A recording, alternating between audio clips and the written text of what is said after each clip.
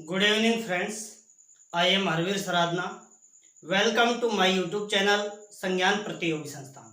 जैसा कि दोस्तों हम राजस्थान की एग्रीकल्चर पढ़ रहे थे, राजस्थान की कृषि के हमने 5 पार्ट अभी तक पढ़ लिए हैं। आज हम बात करेंगे राजस्थान में कृषि के। हमने कई प्रकार पढ़े हैं, वैज्ञानिक आधार पर अलग पढ़े हैं और अलग अलग प्रकार से हमने कृषि को पढ़ा है। आज हम बात करेंगे दोस्तों राजस्थान में मौसम के आधार पर कृषि। तो देखिए, मौसम के आधार पर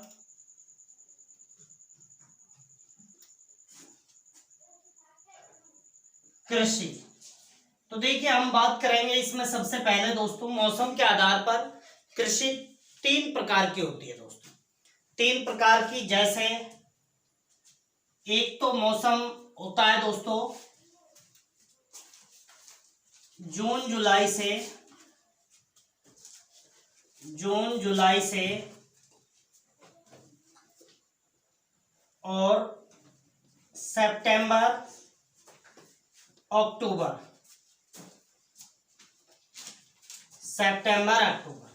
एक तो ये मौसम होता है दोस्तों जो सामान्यतः राजस्थान में ये वर्षा ऋतु मानी जाती है।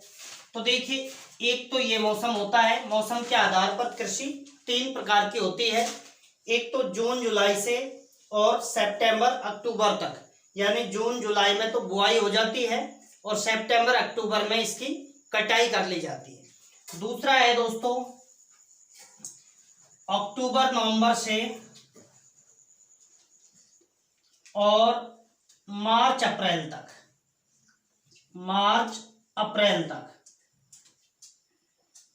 ये सामान्यतः शीत ऋतु आ जाती है। मेनली अक्टूबर नवंबर से और मार्च अप्रैल तक कटाई हो जाती है फाइनली, ठीक है। इसके बाद हम बात करते हैं दोस्तों तीसरा टाइप है दोस्तों सामान्यतः अप्रैल से जून। तो दोस्तों इनके आपको नाम भी ध्यान रखने हैं। एक तो कॉमन क्वेश्चन ही आ जाता है, वहीं पर यदि आप फंस जाओगे तो आप बहुत पीछे चले जाओगे बाकी स्टूडेंट से। तो देखिए, हम बात करते हैं, ये कहलाती है दोस्तों खरीफ की फसल। ये क्या कहलाती है? खरीफ की फसल। ये जितनी भी फसलें होती हैं दोस्तों जून जुलाई में जो बोई जाती हैं और सितंबर अक्टूबर में काटी जाती हैं, ये सभी क्या कहलाती हैं? खरीफ की फसलें कहलाती हैं, ठीक है। खरीफ की फसलें कहलाती हैं ये। इसके बाद हम बात करते हैं दोस्तों जो अक्टूबर नवंबर से और मार्च अप्रैल तक जो बुआई होती है और फाइनली कटाई हो जाती है मार्च अप्रैल में, तो इसे बोलते हैं दोस्तों रबी की फसल,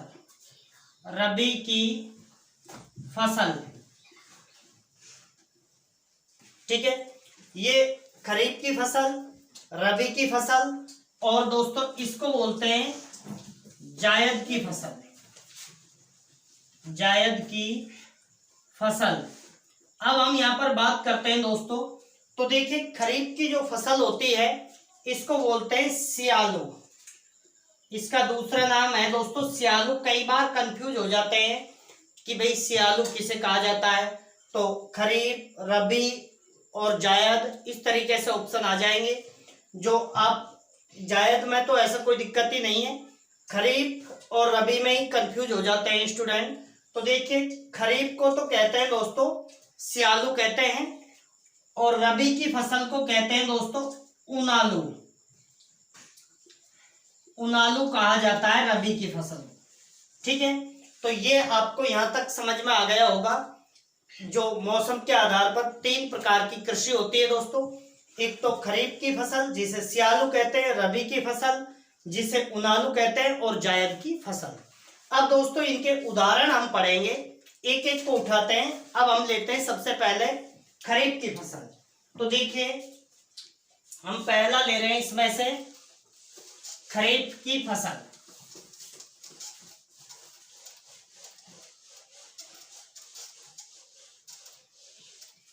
तो देखिए पहला, खरीफ की फसलें कौन कौन सी होती हैं दोस्तों, इनके उदाहरण पूछे जाएंगे आपसे कि भाई कौन सी खरीफ में आती है, कौन सी रबी में आती है, कौन सी जायद में आती है, ये पूछे जाते हैं। तो देखिए आपको थोड़े ध्यान रखने हैं। जैसे खरीफ आप जानते हो जून जुलाई में सामान्यतः जो आप कॉमन जानते हो कि ये बुआई होती है। तो दोस्तों एक तो आपने सुना है ज्वार, बाजरा, ज्वार जून जुलाई में ही बोया जाता है, बाजरा, इसके बाद मक्का, इसके बाद चावल। वैसे चावल दोस्तों आजकल तीनों समय में बोने लग गए, लेकिन ये मेनली मानी जाती है खरीफ की फसल ही, ठीक है। इसके बाद हम बात करते हैं दोस्तों, तो देखिए कुछ दालें भी हैं, जैसे चौला है। देखिए चावल तो दोस्तों खाने के लिए होता है और दाल के रूप में काम में लेने में चौला काम में आता है, ठीक है। चौला, मूंग, उड़द,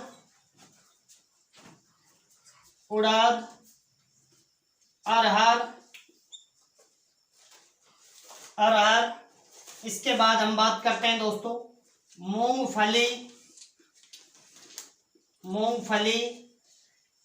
तो देखिए खरीफ की फसलों में ज्वार, बाजरा, मक्का, चावल, चौला, मूंग, उड़द, अरहर, मूंगफली। आगे हम खरीफ को ही आगे बढ़ाते हैं दोस्तों। तो देखिए इसी में आ जाएंगी। आगे हम बात करते हैं तो सोयाबीन,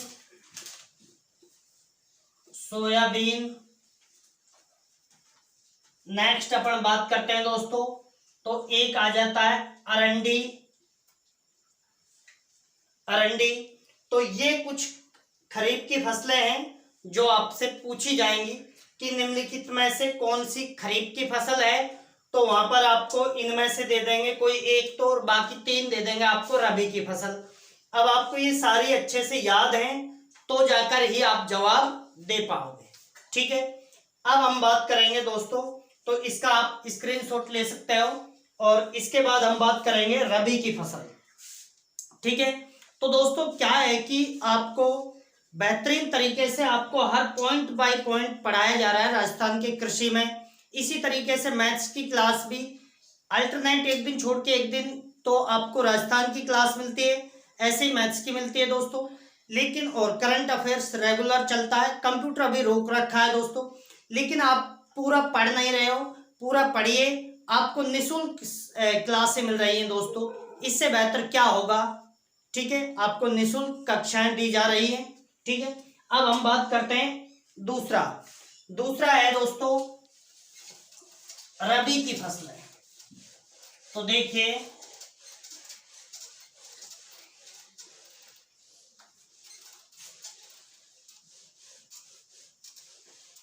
रबी की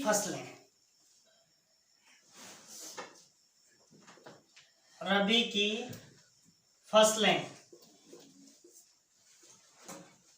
तो रबी में दोस्तों सामान्यतः जो आप जानते हो कि भाई अक्टूबर नवंबर में कौन सी बोई जाती हैं और मार्च अप्रैल में कौन सी कटाई होती है, तो सामान्य जानते हो वो तो पहले लिख दीजिए आप। जैसे आपको सबसे पहले गेहूं याद आएगा, गेहूं, जौ, चना,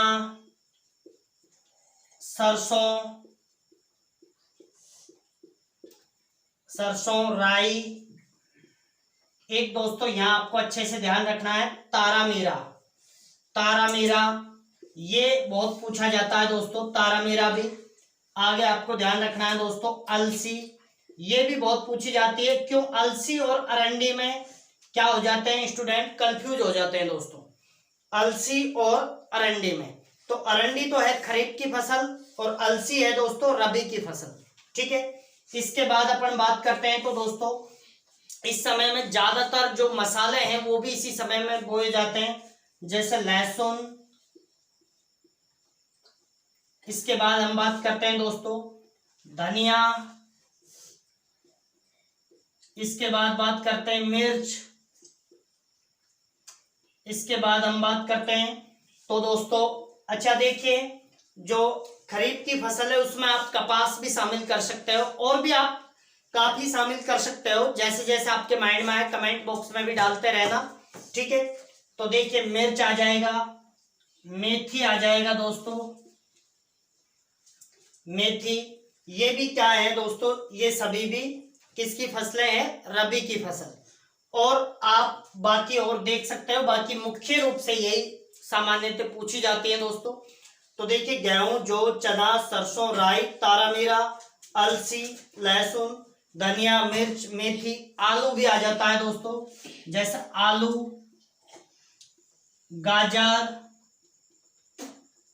ठीक है। तो ये सब क्या है दोस्तों, रबी की फसलें। तो आपको ये अच्छे से ध्यान रखना है। उदाहरण आपको ये याद है तो ये आप वहां पर छांट सकते हो, एक अलग करना पड़ेगा आपको, क्यों, 3 या तो आपको रबी की दे देंगे, एक खरीफ की। तो आपसे पूछ लिया जाएगा निम्नलिखित में से कौन सी खरीफ की फसल है, तो इस तरीके से आपको सभी याद होने चाहिए। अब हम बात करते हैं दोस्तों मौसम के आधार पर जो तीसरी फसल है वो है जायद की फसलें दोस्तों। मौसम के आधार पर हम पढ़ रहे हैं फसलों को, तो अब हम बात करेंगे दोस्तों जायद की फसलें। तो देखिए तीसरा टाइप है जायद की फसल। ये दोस्तों कब बोई जाती है, ये मुख्य रूप से अप्रैल से और जुलाई तक, अप्रैल से जुलाई। और खरीफ की दोस्तों वो जून जुलाई से और सितंबर अक्टूबर तक। रबी की अक्टूबर नवंबर से और मार्च अप्रैल तक। अब जायद की फसलों में ज्यादा कुछ भी नहीं है दोस्तों, जैसे आप खरबूजा है, तरबूज है, ककड़ी है, तो ये सभी क्या आ जाते हैं दोस्तों, ये आ जाते हैं जायद की फसलें। तो मौसम के आधार पर अब हमने कृषि को पढ़ा है। अब दोस्तों हम पढ़ेंगे उपयोग के आधार पर कृषि, मतलब उपयोग किस आधार पर कैसे कैसे किया जाता है। तो अब हम बात करेंगे उपयोग के आधार पर कृषि, ठीक है। तो देखिए दोस्तों, आप वास्तव में यदि मेहनती स्टूडेंट हो, सिलेक्शन चाहिए, तो इससे बेहतर तो मिलेगा नहीं आपको। पूरा मैटर मिल रहा है आपको, एक एक चीज क्लियर करवाई जा रही है, ठीक है। अब हम बात करेंगे तो उपयोग के आधार पर कृषि। उपयोग नेक्स्ट टाइप है कृषि का, उपयोग के आधार पर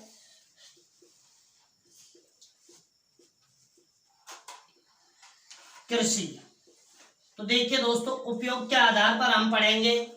तो देखिए कई तरीके से उपयोग किया जाता है, जैसे एक तो दलहन के लिए, भाई दलहन, हमें दलहन की आवश्यकता होती है, तो दलहन के लिए तो हम पहला पढ़ेंगे इनमें दलहनी फसलें,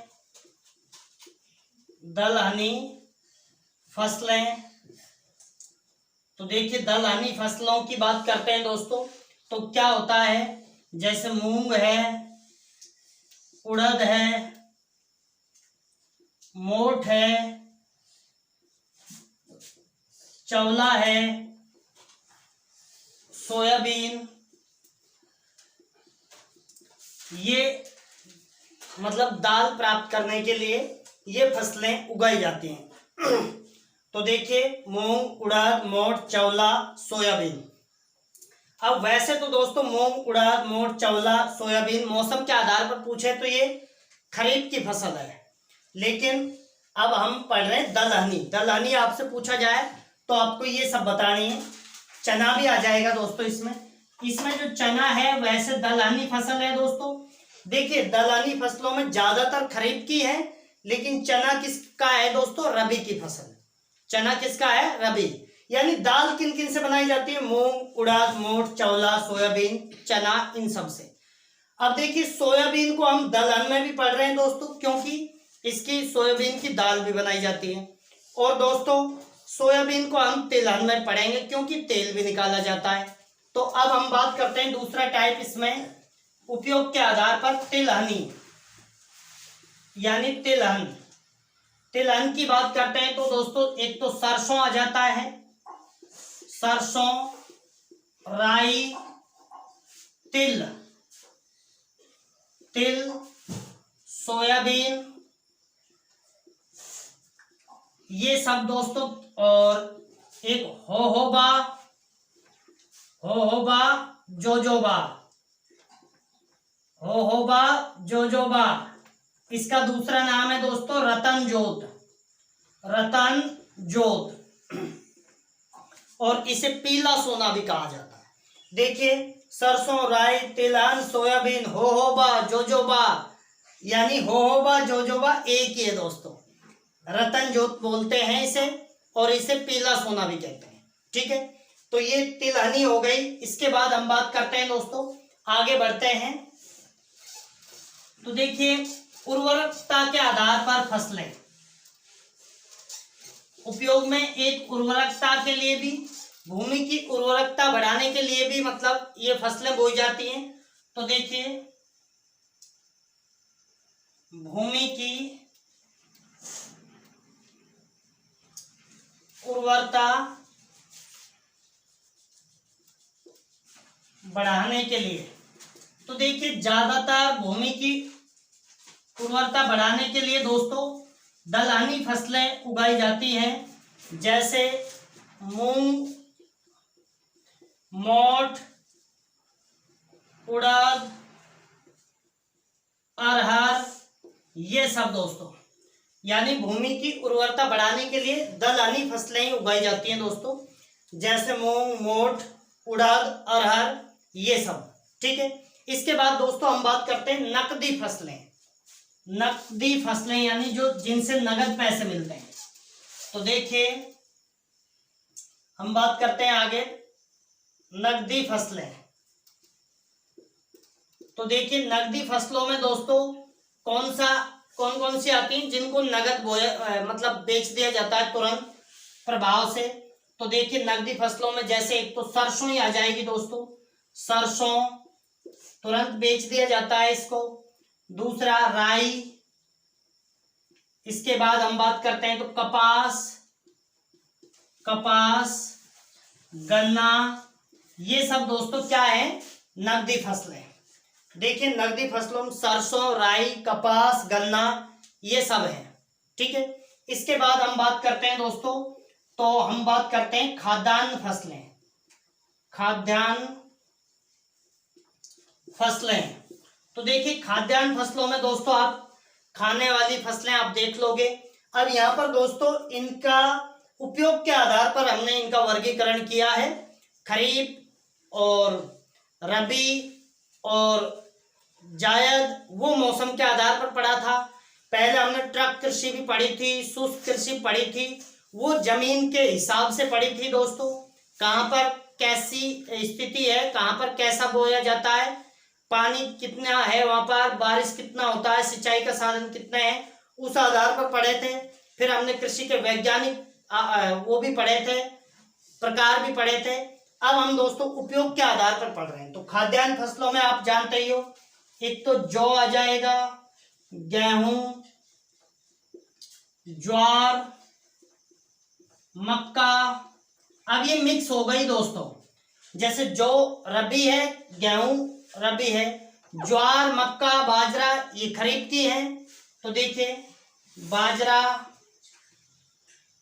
ठीक है, और खाद्यान्न फसलों में ये सब आ जाएंगे। ठीक है, जौ, गेहूं, ज्वार, मक्का, बाजरा, चावल, ये खाद्यान्न फसलों में आ जाती हैं दोस्तों। तो ये अलग अलग तरीके से हमने कृषि का यहाँ पर डिवीजन कर दिया था। इतना ही वर्गीकरण किया जा सकता है, इससे आगे नहीं किया जा सकता है। इस तरीके से क्वेश्चन आजकल बनते हैं। भूमि की उर्वरता बढ़ाने के लिए कौन सी मतलब फसलें बोई जाती हैं, इस तरीके से आता है क्वेश्चन। नकदी फसलें, निम्नलिखित में से नकदी फसलें कौन सी हैं, इस तरीके से पूछा जाता है दोस्तों। और खाद्यान्न फसलें कौन सी हैं ये भी पूछा जाता है। तो ये सारा वर्गीकरण जो हमने पढ़ा है एग्जाम की दृष्टि से इंपॉर्टेंट है, इसीलिए पढ़ा है दोस्तों। ठीक है, अब हम बात करेंगे यहाँ पर, तो कुछ फसलों के उपनाम भी याद रखने हैं दोस्तों। तो देखिए उपनाम की हम बात करते हैं, तो देखिए फसलों के उपनाम, कुछ फसलों के उपनाम भी पूछे जाते हैं, आपको ध्यान रखना है। जैसे पहला हम बात करते हैं कपास। तो दोस्तों कपास को का उपनाम ग्रामीण भाषा में क्या कहा जाता है, ग्रामीण क्षेत्र में इसे कहा जाता है बणिया। कपास को क्या कहा जाता है दोस्तों, बढ़िया कहा जाता है। इसके बाद बात करते हैं दोस्तों दूसरा ज्वार। तो देखिए ज्वार को क्या कहा जाता है, गरीब की रोटी। ज्वार को गरीब की रोटी कहा जाता है। तो देखिए ज्वार को, कपास को बढ़िया कहा जाता है, ज्वार को गरीब की रोटी कहा जाता है। मूंगफली, तो देखिए मूंगफली को दोस्तों कहते हैं गरीब का बादाम। तो देखिए गरीब का बादाम, गरीब का बादाम हम बात करते हैं दोस्तों। देखिए मूंगफली गरीब का बादाम। इसके बाद हम बात करते हैं दोस्तों अफीम। तो देखिए अफीम को क्या कहा जाता है, अफीम को कहा जाता है काला सोना, काला सोना। ठीक है, इसके बाद हम बात करते हैं दोस्तों, तो देखिए बांस, बांस का उपनाम क्या है, बांस को कहते हैं दोस्तों आदिवासियों का हरा सोना। क्योंकि दोस्तों आदिवासी बहुत सारे बांस की चीजें बनाते हैं, उनको फिर बाजार में बेचते हैं, इसलिए बांस को क्या कहा जाता है, आदिवासियों का हरा सोना, क्योंकि बांस का कलर हरा होता है इसलिए। तो देखिए बांस को कहा जाता है आदिवासियों का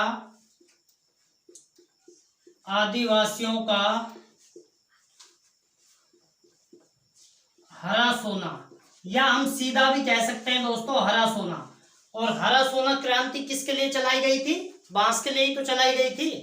ठीक है, तो देखिए ये भी आपको ध्यान रखना है। इसके बाद हम बात करते हैं दोस्तों होहोबा जोजोबा, होहोबा जोजोबा। तो दोस्तों इसे कहा जाता है पीला सोना। क्या कहा जाता है, पीला सोना। और दोस्तों देखिए कपास को एक तो बढ़िया कहा जाता है और एक इसे कहा जाता है सिल्वर फाइबर। क्या कहा जाता है दोस्तों, सिल्वर फाइबर। एक होता है दोस्तों जैसे जूट की बात करते हैं अपन, तो जूट को क्या कहा जाता है, गोल्डन फाइबर। क्या कहा जाता है दोस्तों, गोल्डन फाइबर। तो ये आपको पता होना चाहिए दोस्तों, ये सारी चीजें भी आपको पता होनी चाहिए। तो ये कुछ उपनाम है दोस्तों, ये कई बार एग्जाम्स में पूछ लिए जाते हैं। अब हम इसके बाद दोस्तों हम बात करेंगे जो कृषि से संबंधित संस्थान है उनके बारे में बात करेंगे। तो यहां तक आप स्क्रीनशॉट ले सकते हो। आगे हम बात करेंगे किसके बारे में, कृषि से संबंधित संस्थान पढ़ने हैं दोस्तों इंडिया के वैसे कंप्लीटली तो हम पढ़ेंगे दोस्तों जब इंडिया की कृषि पढ़ाएंगे, यानी इंडिया की ज्योग्राफी में। लेकिन पहले हम यहाँ पर देखेंगे दोस्तों जो राजस्थान से संबंधित है, तो हम इंडिया के भी कुछ महत्वपूर्ण कृषि अनुसंधान संस्थान पढ़ लेते हैं। तो देखिए हम सबसे पहले बात करते हैं, तो हम बात करते हैं दोस्तों दिल्ली की। तो देखिए मैं इसको डी से लिख रहा हूं, डी फॉर दिल्ली, याद रखें आप। तो देखिए यहाँ पर दोस्तों कौन सा अनुसंधान संस्थान है, यहाँ पर है भारतीय कृषि अनुसंधान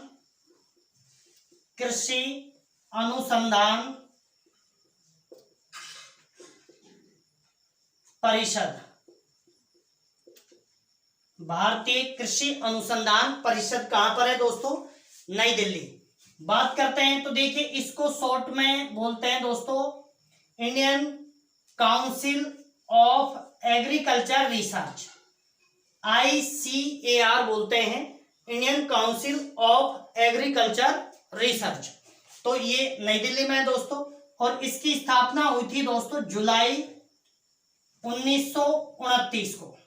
इसकी स्थापना भारतीय कृषि अनुसंधान परिषद ICAR, Indian council of medical research की स्थापना हुई थी 1929, जुलाई 1929। ठीक है, तो ये याद रखना है।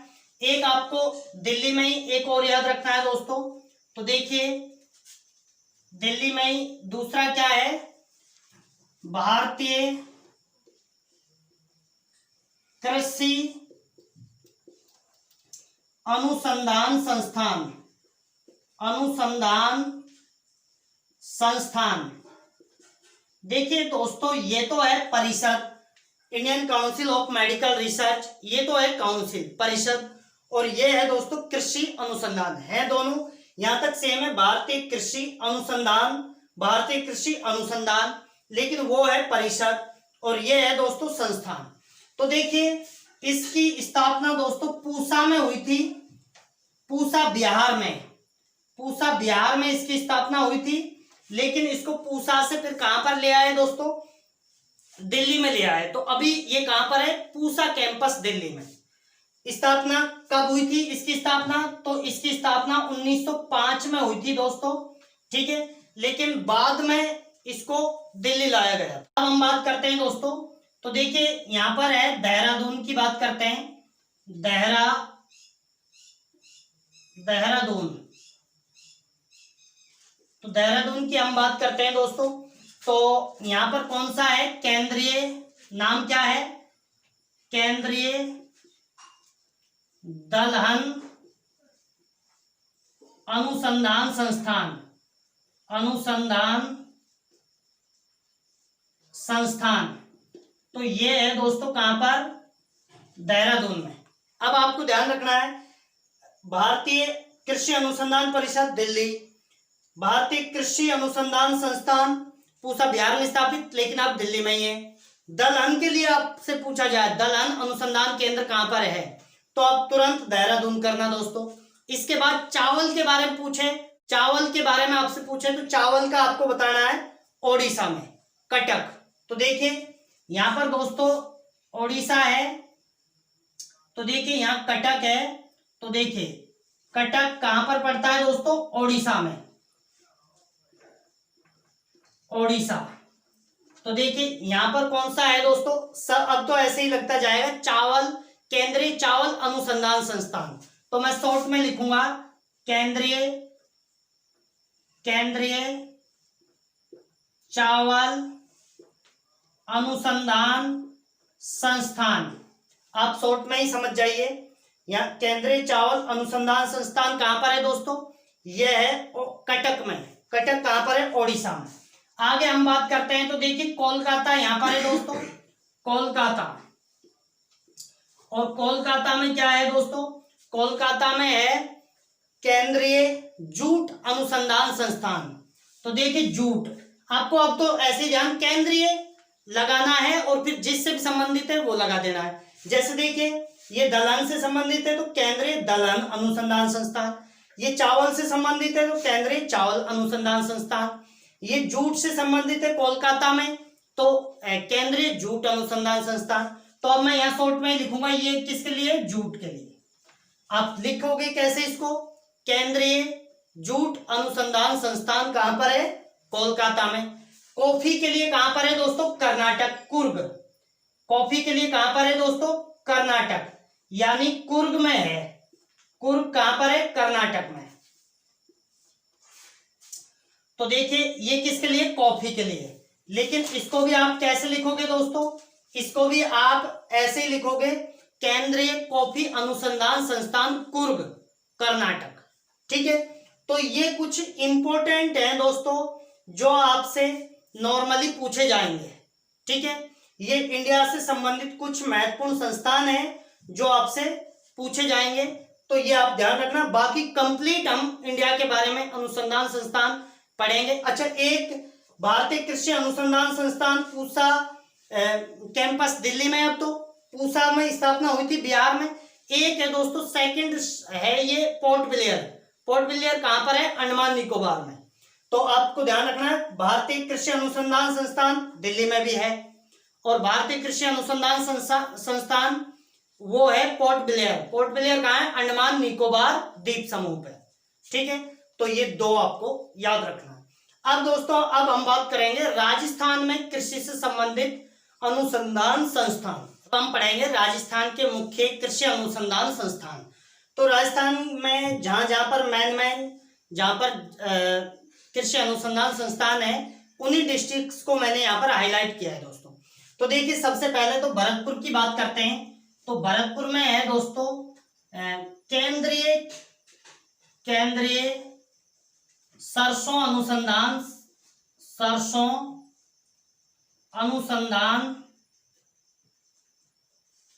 संस्थान। और दोस्तों ये भरतपुर में कहां पर है? सेवर में। तो आपसे पूछा जाए केंद्रीय सरसों अनुसंधान संस्थान कहां पर है, तो ये है सेवर भरतपुर। सेवर भरतपुर में केंद्रीय सरसों अनुसंधान संस्थान है। अब दोस्तों देखिए, सब में इसी तरीके से, अब देखिए ये तो सेंट्रल लेवल का है दोस्तों, इसलिए केंद्रीय लगा है, बाकी में केंद्रीय नहीं लगेगा। ठीक है, जैसे हम बात करते हैं बीकानेर की, तो दोस्तों बीकानेर में दो हैं। एक तो है खजूर अनुसंधान संस्थान केंद्र, और एक है दोस्तों बेर अनुसंधान संस्थान केंद्र। तो देखिए बीकानेर की बात करते हैं तो यहाँ पर दो हैं दोस्तों। एक तो है खजूर अनुसंधान केंद्र, ये राज्य स्तर पर है दोस्तों, इसलिए खजूर अनुसंधान केंद्र ही लिख रहे हैं। ये केंद्र लेवल पर है, पूरे इंडिया में कहां पर है सरसों अनुसंधान संस्थान। तो दोस्तों बाकी अलग अलग जिलों के अलग होंगे, अलग अलग राज्यों के, लेकिन सेंट्रल लेवल का सेवर भरतपुर में है। ठीक है, इसके बाद खजूर अनुसंधान केंद्र कहां पर है? Bikaner.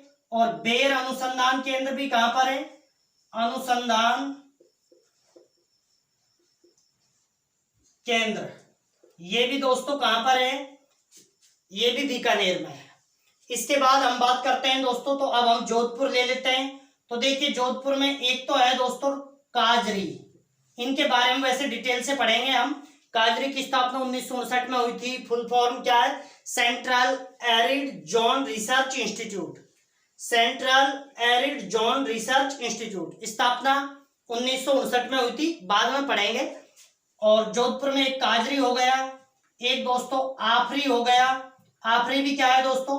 Arid forest research institute, स्थापना 1985 में हुई थी। इसकी काजरी की 1959, आफरी की 1985।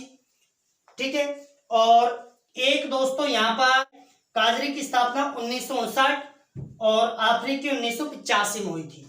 और एक दोस्तों जोधपुर में ही एक और कौन सा है?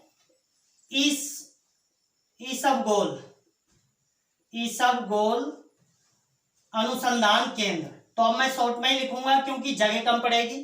ईसबगोल अनुसंधान केंद्र भी जोधपुर, काजरी भी जोधपुर, आफरी भी जोधपुर। खजूर और बेर कहां पर है दोस्तों? बीकानेर में। सरसों ये सेंट्रल लेवल का है, केंद्रीय सरसों अनुसंधान संस्थान सेवर भरतपुर। इसके बाद हम बात करते हैं दोस्तों, तो देखिए यहाँ पर उदयपुर में एक जगह है वल्लभ नगर, ये भी याद रखनी पड़ती है क्योंकि इसी तरीके से पूछा जाता है। वल्लभ नगर उदयपुर में दोस्तों क्या है? ज्वार अनुसंधान केंद्र, यहां पर है ज्वार अनुसंधान केंद्र। और यहां पर बाड़मेर में है दोस्तों, यहां पर केंद्रीय बाजरा अनुसंधान केंद्र, बाजरा अनुसंधान संस्थान। ये केंद्र लेवल का है, फिर सेंट्रल लेवल का है।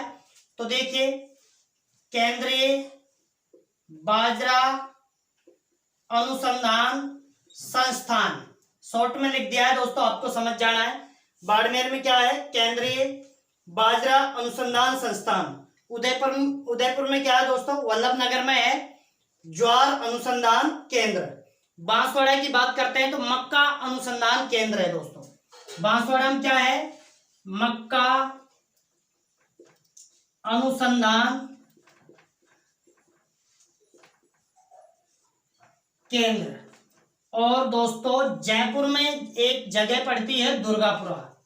जयपुर में कहां पर दोस्तों, डिस्ट्रिक्ट तो जयपुर है लेकिन दुर्गापुरा में है राज्य कृषि अनुसंधान संस्थान। राज्य केंद्रीय कृषि अनुसंधान संस्थान तो कहां पर है दोस्तों, पूसा कैंपस दिल्ली में। और राज्य कृषि अनुसंधान संस्थान कहां पर है, दुर्गापुरा।